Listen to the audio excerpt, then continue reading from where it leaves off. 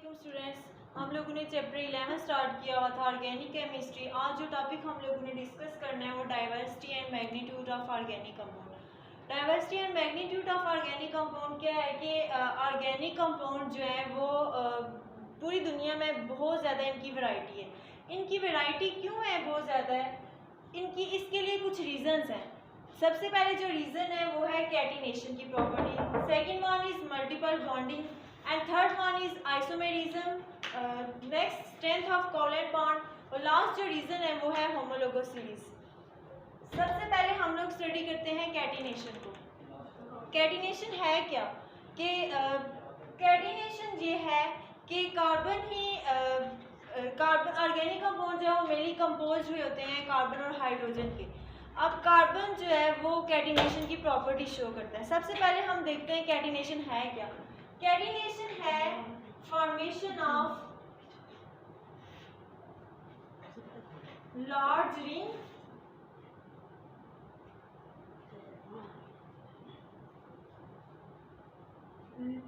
Bye same atom, कि same atom जो है वो कंबाइन होते जाएंगे और एक लार्ज रिंग, एक लार्ज जो है वो चेन हमें देते जाएंगे। अब कैटिनेशन के लिए दो कंडीशन रिक्वायर्ड होती हैं। सबसे पहली कंडीशन ये है कि जो भी एलिमेंट है वो कैटिनेशन की प्रॉपर्टी तब शो करेगा जब वो दो बॉन्ड या दो से ज़्यादा बॉन्ड जो है वो बनाने की एबिलिटी रखता हो। और सेकंड प्रॉपर्टी जो है वो बॉन्ड एनर्जी की है। बॉन्ड एनर्जी मीन के कार्बन टू कार्बन जो बॉन्ड एनर्जी है वो ज़्यादा होनी चाहिए as compare to carbon to oxygen, carbon to hydrogen, mean के अपने साथ अपने जैसे एलिमेंट के साथ कंबाइन करने के जो इनकी बॉन्ड एनर्जी है वो ज़्यादा होनी चाहिए एज कम्पेयर टू जब वो किसी दूसरे एलिमेंट के साथ बॉन्ड जो है वो बनाते हैं। अगर carbon to carbon bond energy की बात की जाए तो कार्बन टू कार्बन जो बॉन्ड एनर्जी है वो 355 किलो जूल पर मोल है। इस वजह से जो कार्बन है वो ये प्रॉपर्टी शो करता है कि वो कैटिनेशन पीरियोडिक टेबल में सिर्फ कार्बन ही ऐसा एलिमेंट है जो कैटिनेशन की प्रॉपर्टी शो करता है। और ड्यू टू मेन रीज़न जो है कार्बन क्या करता है कैटिनेशन की प्रॉपर्टी शो करता है, मीन के कार्बन अपने ही दूसरे कार्बन के साथ कंबाइन होता है और बहुत ज़्यादा चेन, बहुत ज़्यादा रिंग जो है वो बना देता है। अब ये नेक्स्ट प्रॉपर्टी जो है वो मल्टीपल बॉन्ड है। अब कार्बन क्या करता है कि अपने साथ या किसी दूसरे कंपाउंड के साथ क्या करता है कि बहुत एक से ज़्यादा जो बॉन्ड है उनको बनाता है।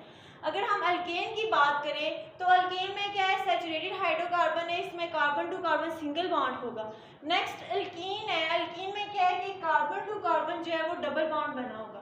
और अल्काइन में क्या है कि carbon to carbon triple bond होगा, मीन कार्बन सिंगल बॉन्ड भी बना रहा है, डबल बॉन्ड भी बना रहा है और ट्रिपल बॉन्ड भी बना रहा है। इस वजह से कि कार्बन बहुत ज़्यादा मल्टीपल बॉन्डिंग शो करता है। अब अगर कार्बन और ऑक्सीजन की बात करें तो कार्बन क्या करेगा कि ऑक्सीजन के साथ डबल बॉन्ड बना लेगा और कार्बन नाइट्रोजन के साथ क्या करेगा ट्रिपल बॉन्ड बना लेगा, मीन के कार्बन एक से ज़्यादा बॉन्ड जो है वो बनाता है। इस प्रॉपर्टी को हम लोग कह देते हैं ये क्या है, मल्टीपल बॉन्ड।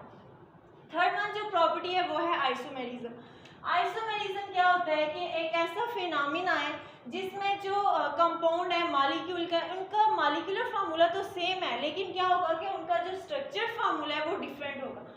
अब वो जो एलिमेंट सब्सटेंस होंगे वो क्या होंगे, एक दूसरे के आइसोमर होंगे। उनका मॉलिक्यूलर फार्मूला तो सेम होगा लेकिन स्ट्रक्चर फार्मूला क्या होगा, डिफरेंट होगा। इसके लिए हम लोग एग्जांपल लेते हैं, हम लोग ब्यूटेन की एग्जांपल लेते हैं। अब ब्यूटेन क्या है, ब्यूटेन अल्केन है, इसमें कार्बन जो है वो 4 कार्बन प्रेजेंट है।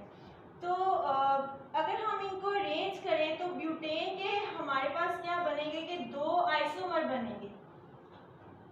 एक आइसोमर को हम लोग नाम दे देंगे, ये कौन सा ब्यूटेन है, ये एन ब्यूटेन है,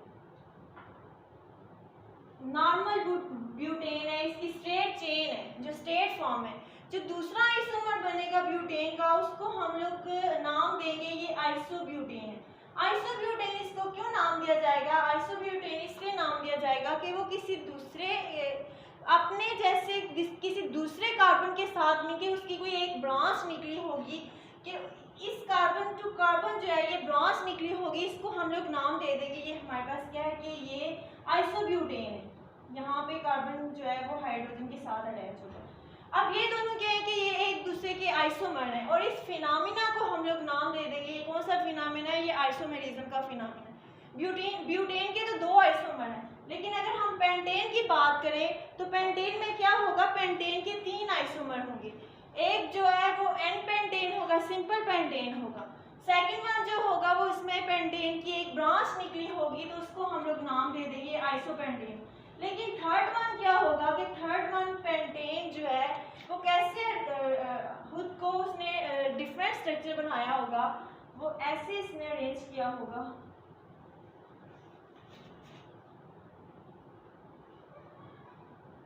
यहाँ पे कार्बन क्या है, हमारे पास 5 कार्बन है और हाइड्रोजन कितने हैं, 12 हाइड्रोजन है। यहाँ पे कार्बन 5 पूरे हो जाएंगे और 12 3 6 9 12, यहाँ पे हाइड्रोजन भी जो है वो पूरे हो जाएंगे। अगर हम इस आइसोमर को नाम दें तो इस आइसोमर को नाम देंगे न्यू पेंटेन। अब पेंटेन के 3 आइसोमर हो जाएंगे, एक एन पेंटेन, सेकंड वन जो है आइसोपेंटेन और थर्ड वन जो है वो न्यू पेंटेन। एन पेंटेन जो होगा वो स्ट्रेट चेन होगी, आइसोपेंटेन में क्या होगा कि कोई एक ब्रांच निकली होगी जैसे ब्यूटेन में निकली थी, और एन न्यू पेंटेन क्या है कि ये ऐसा वाला स्ट्रक्चर जब पेंटेन का होगा तो हम लोग इसे नाम दे देंगे न्यू पेंटेन। थर्ड वन क्या है कि स्ट्रेंथ ऑफ कोवलेंट बॉन्ड। हम लोगों ने पहले पिछले लेक्चर में ये डिस्कस किया था कि जो ऑर्गेनिक कंपाउंड होते हैं इनमें कोवलेंट बॉन्ड जो है वो प्रेजेंट होता है। अब कोवलेंट बॉन्ड क्या था कि म्यूचुअल शेयरिंग से जो बॉन्ड बनता है वो कोवलेंट बॉन्ड होता है। वो कार्बन क्या करता है कि कार्बन का साइज जो है वो स्मॉल होता है, इसलिए कार्बन टू कार्बन जो बॉन्ड है वो बहुत ज़्यादा स्ट्रांग है। कार्बन टू कार्बन जो बॉन्ड है वो स्ट्रांग है, इस वजह से ये स्ट्रांग बॉन्ड होने की वजह से हम लोग कहते हैं कि ये जो carbon to carbon single bond है, ये जो स्ट्रांग बॉन्ड है, म्यूचुअल शेयरिंग हुई हुई है, दोनों कार्बन ने इस बॉन्ड को जो है वो शेयर किया हुआ है, इस वजह से हम लोग इसे नाम दे देते हैं ये जो इनके दरमियान जो कोवलेंट बॉन्ड है वो बहुत ज़्यादा स्ट्रांग है। लास्ट वन जो प्रॉपर्टी आ जाती है वो है होमोलोगस सीरीज। अब होमोलोगस सीरीज में क्या होता है कि इनके जो फंक्शनल ग्रुप हैं वो सेम होते हैं, लेकिन सिर्फ डिफर किससे करता है कि CH2 से एक ग्रुप जो है वो दूसरे ग्रुप से डिफर करता है। अगर हम लोग अल्केन की सीरीज ले लें तो अल्केन की सीरीज में सबसे पहले जो हमारे पास सिंपलेस्ट अल्केन है वो क्या है, सिंपलेस्ट अल्केन आ जाता है हमारे पास मीथेन। मीथेन में CH4 जो है वो सिंपलेस्ट अल्केन है, CH4 जो है ये मीथेन है।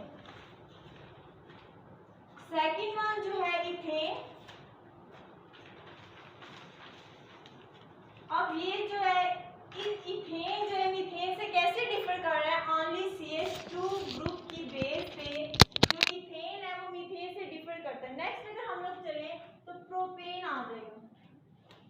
तो प्रोपेन इथेन से कैसे डिफर करेगा, ओनली CH2 ग्रुप की बेस पे, क्योंकि प्रोपेन में CH2 ग्रुप जो है वो एक एक्स्ट्रा CH2 ग्रुप होगा, लेकिन जो है ये एक दूसरे के साथ इनके जो फंक्शनल ग्रुप है वो सेम है। इसमें भी CH2 ग्रुप, इसमें भी CH2 ग्रुप और इसमें भी CH2 ग्रुप, मीन के सब में जो फंक्शनल ग्रुप है वो सेम होगा। और बेस डिफर कैसे करेंगे कि इसमें CH2 एक एक्स्ट्रा CH2 आ जाएगा और प्रोपेन में इथेन से एक एक्स्ट्रा CH2 ग्रुप आ जाएगा, तो इसको हम लोग नाम देते हैं ये होमोलोगस।